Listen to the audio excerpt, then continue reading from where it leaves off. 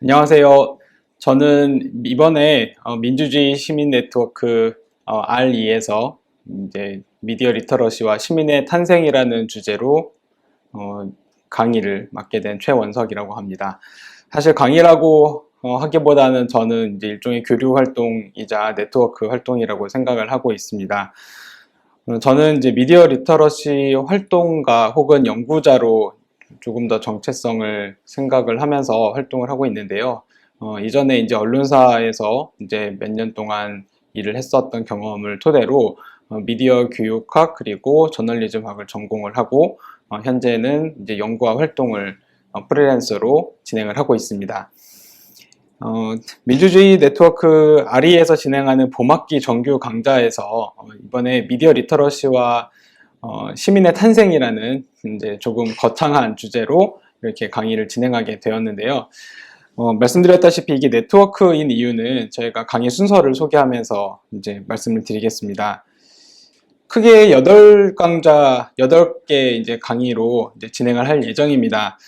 먼저 첫 번째 강의에서는 개요를 말씀드리면서 미디어 리터러시라는 이름에 대해서 이 용어가 어떻게 시대적 맥락을 갖고 있고 또 왜 필요한 역량이 되었는지 최근의 미디어 환경 변화 또 우리 일상생활의 변화와 어떤 연결 지점을 갖고 있는지를 짚어보면서 제가 지난 대략 한 5년 정도 사이 유네스코와 같은 국제기구 또 국내에서는 교육부, 이제 국회 문체부 또 언론사 방통위 또 시민사회에서 다양한 방식으로 어떻게 이 주제를 다루고 또 기획하고 접근해 왔는지를 시작으로 이제 강의를 열 계획입니다.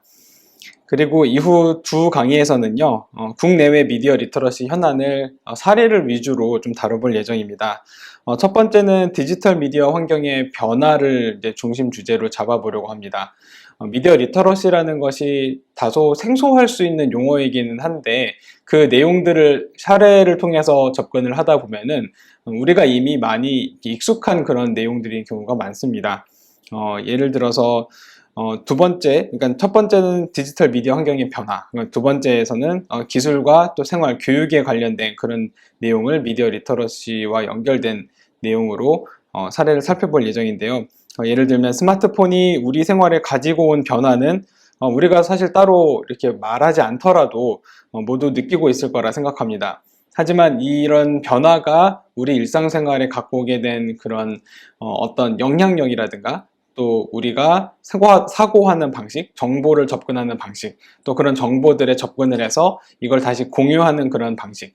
기존의 커뮤니케이션 방식과 굉장히 많은 변화가 있었는데요. 그런 지점들을 조금 더 체계적으로 한번 살펴보면서 우리가 이런 습관의 변화, 또 기술 환경의 변화들이 우리 향후에 평생에 걸쳐서 우리의 삶에 어떤 영향을 미치고 또 여기에서 사회적으로는 어떤 일이 일어나고 있는지를 한번 이제 살펴볼 예정입니다.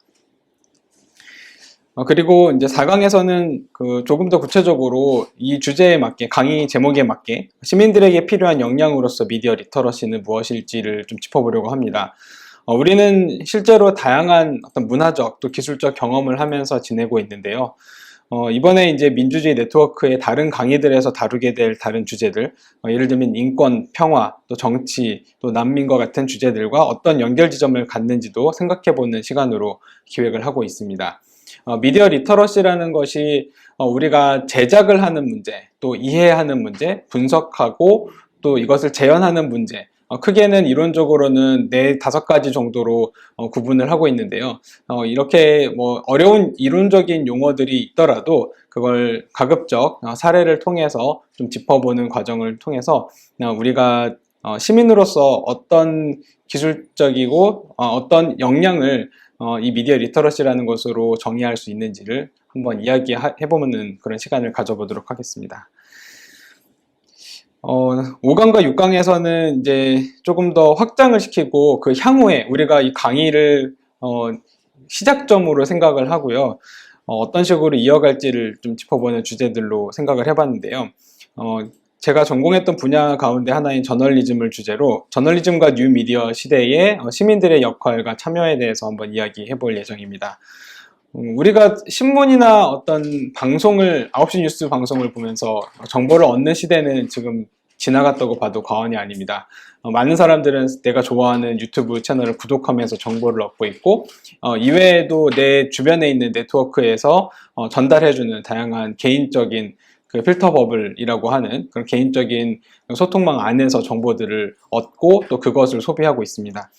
물론 이런 주제들이, 이런 내용들이 모두 신빙성이 다 높지는 않겠죠. 그런 과정에서 우리가 언론에 대한 불신도 생기게 되고 또 허위 정보 문제, 또 팩트 체크의 중요성 이런 것들이 시대적 화두로 떠올랐는데요.